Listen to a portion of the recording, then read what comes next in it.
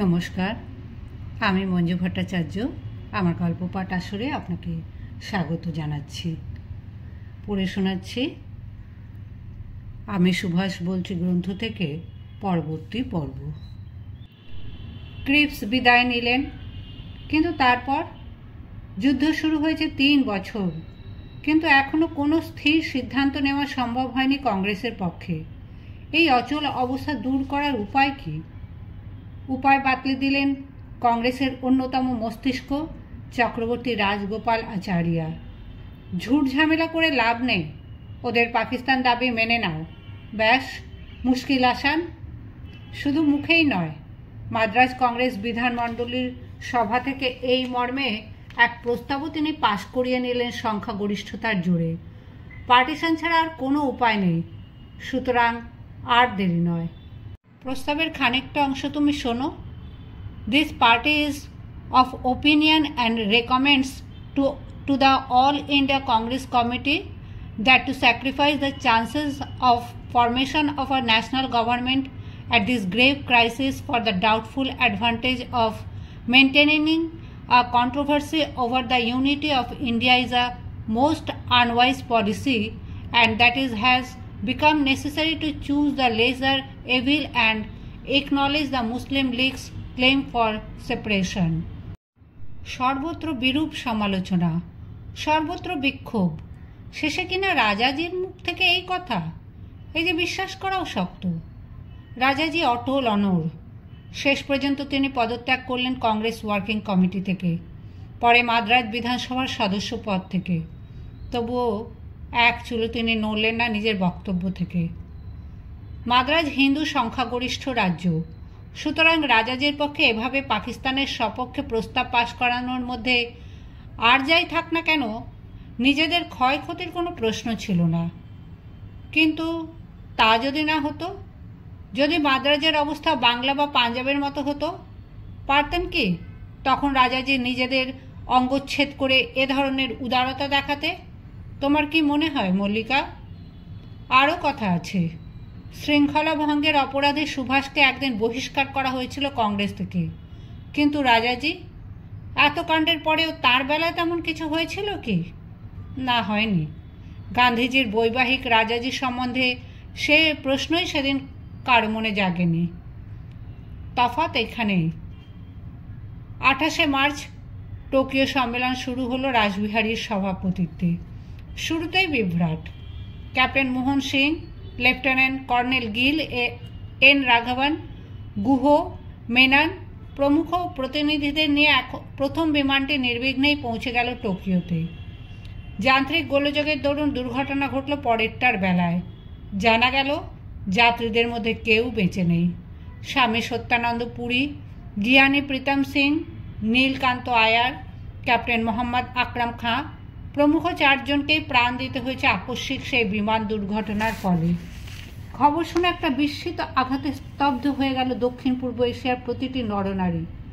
স্বামী সত্যানন্দ পুরী, থাইল্যান্ডের সর্বাধিক জনপ্রিয় নেতা স্বামী সত্যানন্দ পুরী, বাংলার বৈপ্লবিক সংস্থা অনুশীলন সমিতির বিশিষ্ট সদস্য, ধর্মশাস্ত্রের অধ্যাপক ডক্টর সত্যানন্দ পুরীর অভাব যে কোনোদিনই পূর্ণ হবার নয়। অন্তত থাইল্যান্ডবাসীরা তার অবদানের কথা বোধহয় ভুলতে পারবে না কোনো দিনও। শহীদদের প্রতি শ্রদ্ধা নিবেদন করে বার্তা পাঠালেন জাপ প্রধানমন্ত্রী তোজো, যে মহৎ উদ্দেশ্যে ওরা প্রাণ দিয়েছেন তা বৃথা যাবে না। বীর চতুষ্টয়ের মৃত্যুতে আমি আমার আন্তরিক সমবেদনা জানাচ্ছি এবং সেই সঙ্গে ঘোষণা করছি যে ভারতের পূর্ণ স্বাধীনতা অর্জনের জন্য সম্ভবপর সব রকম সাহায্যই আমরা করতে প্রস্তুত। পৃথিবী কারো মুখ যে আর তার চলার গতি বন্ধ করে না, তাই নির্দিষ্ট দিনেই টোকিওর সান্ন হোটেলে সম্মেলন শুরু হলো মহানায়ক রাসবিহারী বসুর সভাপতিত্বে। কয়েকটি গুরুত্বপূর্ণ সিদ্ধান্ত গৃহীত হলো টোকিও সম্মেলনে। ভারতের স্বাধীনতা সংগ্রামের প্রস্তুতি হিসেবে অবিলম্বে দক্ষিণ পূর্ব এশিয়ার প্রতিটি জায়গায় ভারতীয় স্বাধীনতা সংঘের ইন্ডিয়ান ইন্ডিপেন্ডেন্স লীগ শাখা অফিস গড়ে তুলতে হবে।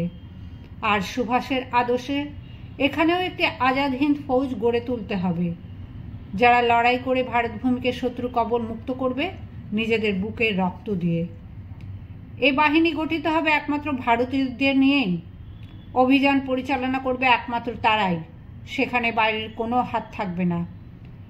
লীগের লক্ষ্য হবে মোট তিনটি: ইউনিটি, ফেইথ, স্যাক্রিফাইস, একতা, বিশ্বাস ও বলিদান।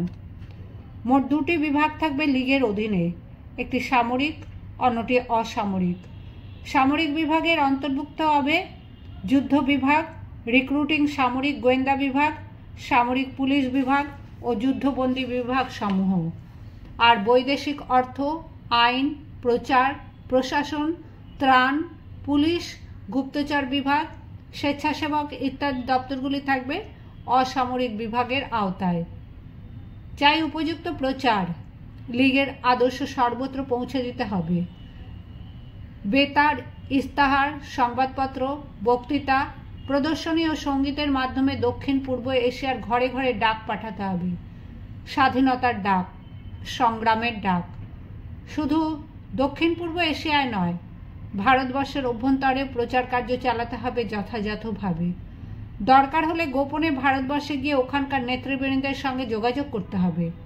বলতে হবে আমরা প্রস্তুত, তোমরাও প্রস্তুত থাকো সেদিনের জন্য। আরও ঠিক হলো যে শিগগিরই একটি সম্মেলন ডাকা হবে ব্যাংককে, সেখানেই সব কিছু সিদ্ধান্ত নেওয়া হবে পাকাপাকিভাবে। টোকিও সম্মেলন শেষ হলো। দেখতে দেখতে একটা ঘুমন্ত দৈত্য জেগে উঠল যেন কোন মায়া কাঠির স্পর্শ পেয়ে। সর্বত্র একই রব, এগিয়ে চলো, এগিয়ে চলো। পেছনে তাকাবার সময় নেই, হিসেব নিকেশের ফুরসত নেই। সামনে দুরন্ত সংগ্রামের দিন, তার জন্য সবাই প্রস্তুত হও এখন থেকে। বিদাদারি, নিশুন, ক্রাঞ্জি ইত্যাদি ভারতীয় বন্দি শিবিরের সেনাবাহিনীর মধ্যেও সেই একই চঞ্চলতা।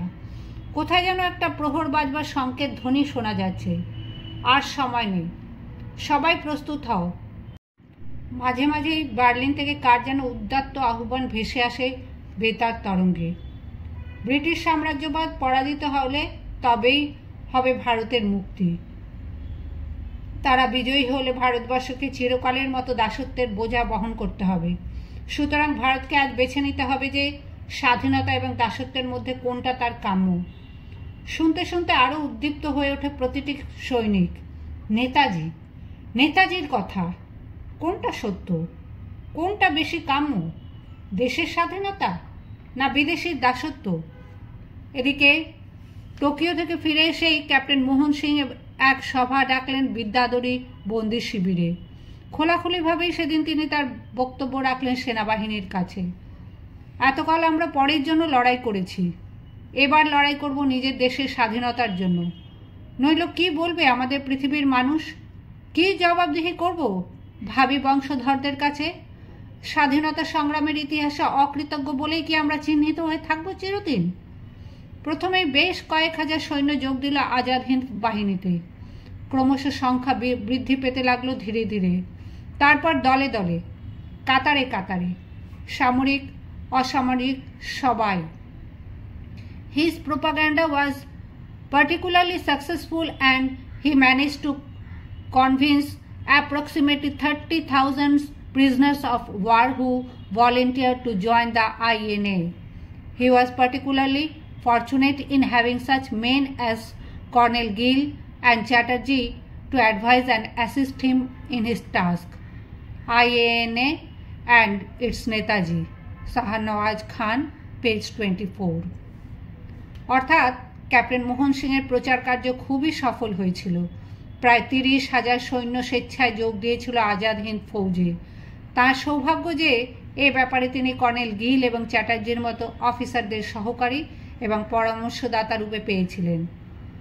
কর্নেল এন.এস. গিল নিশুনে অবস্থিত যুদ্ধবন্দী হেডকোয়ার্টার্সের পরিচালক, আর চ্যাটার্জি মেজর জেনারেল এ.সি. চ্যাটার্জিকে তো তুমিও জানো মল্লিকা।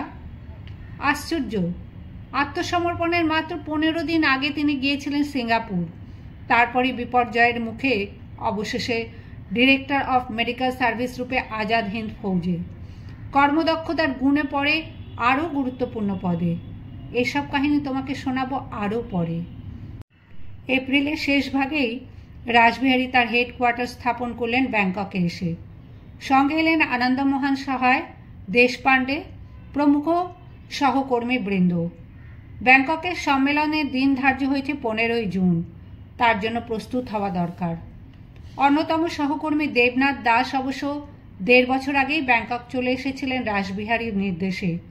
কাজও তিনি এগিয়ে রেখেছিলেন অনেকখানি। প্রধানত স্বামী সত্যানন্দ পুরী এবং তাঁরই প্রচেষ্টায় সেখানে গড়ে উঠেছিল ঐতিহাসিক থাই ভারত কালচারাল লজ, যার ফলে দুটি ভিন্ন রাষ্ট্রের মানুষ সেদিন পরস্পরকে চিনতে পেরেছিল একান্ত কাছের মানুষ বলে। সেদিনের পরিপ্রেক্ষিতে এর মূল্য ছিল সত্যিই অপরিসীম। ওদিকে সুভাষের মাথায় তখন একই চিন্তা, ইন্ডিয়া ফর দ্য ইন্ডিয়ান্স। কবে এই স্বপ্ন সফল হবে? কবে? অবশ্য মুসোলিনি আগেই প্রতিশ্রুতি দিয়েছেন। শুধু তাই নয়, তার আন্তরিক ইচ্ছা ছিল ইতালি সুভাষের প্রধান কর্মকেন্দ্র হোক। রাজি হতে পারেননি সুভাষ। স্বাভাবিক বুদ্ধি দিয়ে এটুকু তিনি বুঝে নিতে পেরেছিলেন যে মুসোলিনির যতই আন্তরিকতা থাক না কেন, আসল চাবিকাঠি রয়েছে জার্মানিরই হাতে। মুসোলিনির পরে তোজো। শুধু একবার নয়, বারবার তিনি ঘোষণা করেছেন সেই একই কথা, ইন্ডিয়া ফর দ্য ইন্ডিয়ান্স। ভারতের পূর্ণ স্বাধীনতা অর্জনের জন্য সম্ভবপর সব রকম সহযোগিতাই আমরা করতে প্রস্তুত। কিন্তু শুধু মুসোলিনি বা তোজো ঘোষণা করলেই হবে না, পায়ের নিচে শক্ত জমি চাই। চাই ত্রিপক্ষীয় ঘোষণা, অর্থাৎ জার্মানি, ইতালি ও জাপানকে একসঙ্গে একথা ঘোষণা করতে হবে সুস্পষ্ট ভাষায়। আলাপ আলোচনার জন্য 29 এপ্রিল তারিখে হিটলার আর মুসোলিনি একসঙ্গে মিলিত হলেন ওয়েভারসালসবুর্গে। ভারত সম্বন্ধে সিনিয়র ম্যাজিস্ট্রেট ত্রিপক্ষীয় ঘোষণা দাবি করেছেন। কি করা যায় এখন এই পরিপ্রেক্ষিতে? ঠিক হলো না, এখনও তার উপযুক্ত সময় আসেনি, কারণ যুদ্ধ পরিস্থিতি।